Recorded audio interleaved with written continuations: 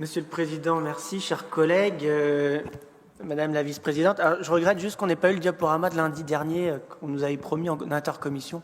Ça aurait permis de poser un peu nos esprits sur ce budget. Donc, chers collègues, nous nous retrouvons aujourd'hui pour débattre du budget primitif 2025 de notre département. Et comme le disait le Président, ça fait écho au DOB, donc je vais essayer d'être un peu original, plus que Madame la Vice-Présidente dans sa présentation. C'est aujourd'hui donc que se décide concrètement l'orientation de nos politiques publiques. C'est aujourd'hui que se traduit en chiffres, mais aussi en priorité, la vision que nous avons du Finistère et des choix que nous faisons pour l'année 2025 et son avenir. Et nous avons autour de ces bancs une vision, on l'a vu déjà ce matin, et on le verra tout à l'heure, quelque peu différente. Vision que mes collègues de Finistère et Solidaire vont détailler ensuite. Nous avons donc aujourd'hui une responsabilité collective, c'est celle de ne pas nous contenter d'un simple constat comptable, celle d'interroger les politiques, les choix politiques qui sont faits et les conséquences qu'ils auront sur notre département et nos concitoyens. Et surtout celle de proposer une alternative crédible fondée sur des valeurs de justice sociale, de solidarité, d'ambition écologique. C'est ce que nous faisons sur ce côté-là de l'hémicycle. Car pour nous, le budget n'est pas un simple exercice technique, il est un acte politique qui nécessiterait bien plus que quelques petites heures de débat, Monsieur le Président. Dans la plupart des départements, les élus siègent d'ailleurs 2 journées. J'ai même lu qu'il y avait un département qui siégeait pendant 3 journées, mais je crois que parce qu'ils font le CFU en même temps. Si vous voulez arriver 2 jours avant la session, vous êtes invité à le faire. On vous trouvera un bureau et on se relaiera pour débattre avec vous. Exactement. Alors nous y voyons un budget qui fragilise nos solidarités. Et avant d'entrer dans le détail, commençons par regarder un peu le contexte dans lequel ce budget s'inscrit. Notre département, comme notre pays, traverse une période d'incertitude économique, politique et sociale. Je ne parle même pas du contexte international, qui est volatile, voire explosif, et qui risque d'impacter notre économie européenne, l'inflation et les taux d'intérêt. On entend même parler, et les collectivités locales, de plus en plus sont sollicitées pour compenser les carences de l'État, voient leur marge de manœuvre financière réduite année après année, comme pour notre département, et le fameux effet ciseau que vous évoquiez tout à l'heure. Et nous déplorons à chaque session et depuis plusieurs années l'ardoise que l'État doit au département du Finistère.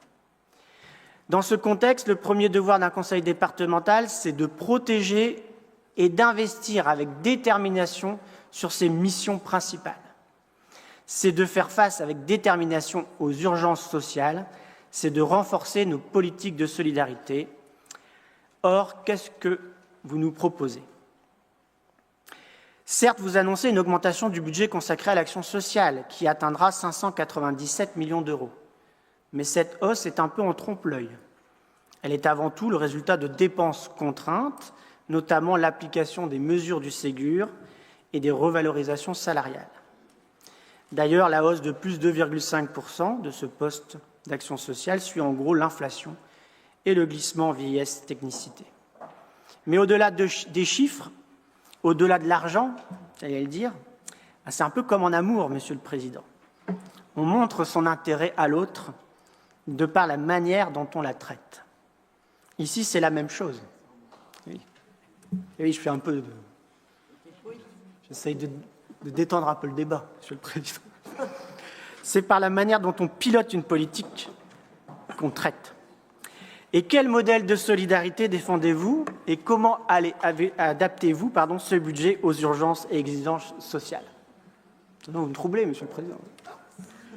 Depuis 3 ans, plutôt que d'investir dans la prévention, vous choisissez l'économie immédiate. On l'a déjà dit ici. Au risque de voir les besoins exploser à moyen terme. C'est une vision à courte vue et une faute politique qui créera des situations encore plus délicates et coûtera in fine plus cher à la solidarité départementale et nationale. Et donc, pendant ce temps, les besoins explosent dans nombre de domaines. Et que fait la majorité face à cela ? Vous coupez dans les subventions. Vous annoncez une baisse de 5% des aides départementales aux associations. Ces associations qui sont pourtant en première ligne pour aider les plus fragiles. Et certaines ont déjà été impactées par des baisses de subventions les années précédentes. Ces associations qui pallient l'insuffisance des services publics en accompagnant nos publics finistériens. L'ajustement est général, mais pas pour tous, j'allais dire mon général. Certains secteurs sont cités, mais nous ne savons pas très bien qui échappera à ce rabot. Vous avez une liste, mais elle n'est pas exhaustive, cette liste. Et donc les acteurs avec lesquels le département travaille ne le savent pas encore non plus. Bonjour l'incertitude. Vous parlez, Monsieur le Président, et là je salue la jolie dialectique au passage, d'un ajustement général à la baisse de l'ordre de 5% sera appliqué à la plupart des subventions départementales et que certains appels à projets seront repoussés de quelques mois, la randonnée, l'acquisition nautique, mais tout en créant, et on l'a déjà évoqué ensemble, ou en maintenant des dispositifs que nous trouvons peu efficaces, voire électoralistes, comme l'aide aux équipements des polices municipales et installation de caméras de vidéosurveillance au bénéfice des communes qui en feront la demande. D'ailleurs, on ne sait pas très bien quel montant est dédié à ce nouveau dispositif créé. Combien coûtaient en année pleine ces deux politiques que sont la randonnée et la politique d'aide à l'équipement nautique? 100 000 € pour l'appel à projet 2024 randonnée. Deux axes pourtant majeurs pour notre département, le plus littoral du territoire métropolitain. Le Finistère se distingue également par son vaste réseau de chemins de randonnée. C'est le premier département de France avec 6 300 km de circuits balisés, donc 4 300 inscrits au PDIPR. C'est une véritable pépite pour le tourisme, pour l'attractivité de notre département. Alors j'allais dire, en marche vers le retard sur ces sujets-là. Et quel autre appel à projet, du coup, allez-vous faire passer à la trappe? Vous faites le choix d'une fiscalité accrue pour pallier aux difficultés de trésorerie. Vous l'avez dit dans votre propos introductif ce matin. Alors d'habitude, la droite crie pro-taxes, il faut baisser les taxes, et souhaite les baisses. Dont acte. Vous activez les seuls leviers fiscaux que l'État nous permet, nous laisse. Vous proposez d'augmenter les droits de mutation à titre onéreux en les faisant passer de 4,5 à 5%. Certes, cela générera 8 millions d'euros de recettes supplémentaires, dont acte. Ça ne s'appliquera pas aux primo-accédants, fort heureusement. Par contre, la hausse de la taxe d'aménagement, qui passera de 1,5 à 2,5 en 2026, viendra alourdir le coût de l'habitat dans un contexte où la crise du logement est déjà préoccupante et la primo-accession plus délicate, en espérant que le département revienne, dans ce cas-là, à une vraie politique de la préservation des espaces naturels sensibles. Monsieur le Président, j'apprécie votre constance.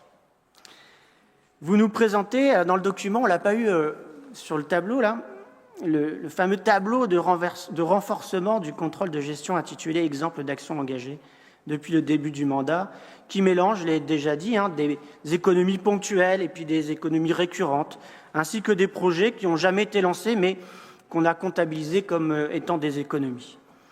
Nous sommes encore loin de la promesse des 40 millions que vous aviez fait pendant la campagne électorale, 40 millions annuels. Dans ce tableau, vous n'incluez pas non plus les nouvelles dépenses que vous avez décidées, ce qui est intéressant. Ainsi, au-delà de la baisse des 5% de subventions allouées en 2025, à la lecture des nombreuses lignes budgétaires, j'observe, par exemple, que les frais d'affranchissement, alors que vous vous félicitiez dans le tableau d'une baisse de 200 000 € depuis votre arrivée, m'a subi une jolie hausse au BP, passant de 330 à 620 000 €. Quasiment 100% d'augmentation. Idem, la hausse des frais de réception qui passe de 236 à 314 000 €. Finalement, contrairement à ce qu'on redoutait en janvier, la loi de finances 2025 va impacter assez moindre, nommant les finances départementales. Votre majorité a bénéficié jusque-là d'une double manne. La situation financière excellente héritée à votre arrivée et les fortes DMTO, que j'ai envie parfois de renommer dons magiques tombés opulément. Plus 120 millions depuis que vous êtes arrivé à la tête de ce département, en 3 ans. Ça offre de sacrées possibilités. En janvier, je vous alertais sur le fait que le budget de fonctionnement prévu pour 2025 était en progression que d'une dizaine de millions d'euros, bien en deçà de l'inflation prévue. Alors, vous l'aviez rectifié, maintenant elle était à 18 millions, comme quoi on peut être constructif et entendu. Je vous remercie, Monsieur le Président. mais toujours, à notre avis, avec une prévision un peu trop basse de cette progression des dépenses de fonctionnement et qui peut du coup interroger sur la sincérité de ce budget, mais on aura sûrement des délibérations modificatives en cours d'année. Concernant la dette, après 6 années de désendettement, vous empruntez de nouveau depuis 2024, les taux d'intérêt fléchissent un peu, mais resteront toujours plus élevés que les années précédentes, surtout avec les incertitudes politiques mondiales, la tension sur la guerre en Ukraine. Investir coûtera toujours de toute façon un peu plus cher. À ce sujet, vous vous réjouissez encore une fois de la bonne gestion passée, puisqu'on peut constater que cette dette est passée de 346 millions d'euros en 2018 à 206 en 2023. Vous avez dans ce cas-là de très belles marges de manœuvre. Vous permettez d'ailleurs d'augmenter la dette départementale de 56 millions d'euros en 2 années. On a la capacité de s'endetter. Notre capacité de désendettement s'établira en 2025 à 3,3 années, quand la moyenne des départements de même strate s'établit à, j'ai trouvé moi 2 années, vous écrivez 3,3. Bon, c'est sur des chiffres qu'on peut à vérifier. Ça veut dire que vous dégradez notre capacité et nous devenons moins bons que les départements de la même strate. On peut certes dépenser beaucoup, si on a des capacités financières limitées, ça va vite devenir difficile. Vous évoquiez l'effet ciseau. Et vous mentionnez que si l'on retient un niveau cible de dette départementale à 371 millions, alors en 2024, vous parlez de 400 millions, la cible de la dette, représentant ainsi l'encours moyen des départements de même strate, cela nous permettra de mobiliser encore 100 millions de dettes supplémentaires. Ça peut vite arriver. Cependant, cela n'est viable que si on a la capacité de rembourser. Et cette capacité donc, pourra être fortement impactée par une dégradation significative de la situation sociale qui réduira notre capacité d'autofinancement. Nous notons également une baisse du niveau d'investissement autour de 130 millions d'euros, ce qui est plus raisonnable en termes de capacité de réalisation. Cette baisse est particulièrement visible dans le secteur routier, probablement parce que le retard supposé d'investissement a été rapidement résorbé en 2 années, permettant ainsi de réduire ce poste. Mon collègue Bernard Pelter a sûrement bien lu le rapport de la Cour des comptes. Et on observe aussi donc, une difficulté à réaliser l'ensemble des investissements portés par parfois le volet 2 du pacte, alors que le système se veut, vous l'avez dit, vous le vantez, plus simple et sans critères. Et la capacité à faire des communes est et sera toujours un facteur limitant dans les investissements portés sur nos territoires. Voilà, pour nous, on voit une absence de vision pour l'avenir du Finistère. En-delà de ces enjeux financiers immédiats, pour nous, le budget manque d'ambition pour l'avenir de notre territoire. Mes collègues y reviendront. Sur la transition écologique, des annonces timides. Sur le logement, on a besoin d'un plan d'urgence. Sur les infrastructures et la mobilité, nous restons dans une logique d'aménagement classique avec une baisse donc, de l'investissement que l'on a évoqué tout à l'heure. En conclusion, Monsieur le Président, et pour ne pas être trop long et trop redondant par rapport aux dernières fois, nous avons besoin d'un budget de transformation et d'accompagnement et pas d'un simple exercice de gestion. Je vous remercie de votre attention.